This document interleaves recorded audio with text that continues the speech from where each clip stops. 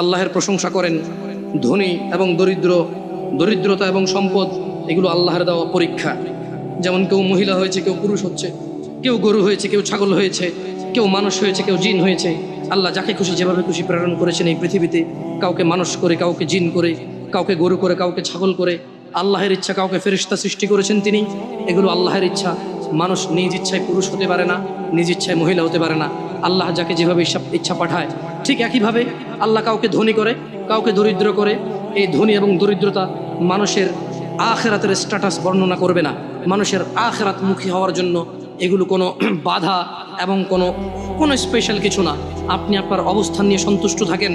যারা আপনারা দরিদ্রতায় আছেন, কষ্ট করে খেতে হয়, আপনারা আল্লাহর সন্তুষ্টিতে থাকেন।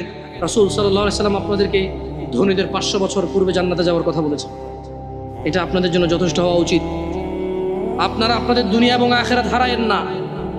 এত কষ্ট করে চলতে হয় দুনিয়ায়, এত কষ্ট করে চলতে হয় দুনিয়ায়। আখিরাতের সুখটাকে হারায়েন না এই কষ্টের মধ্যে।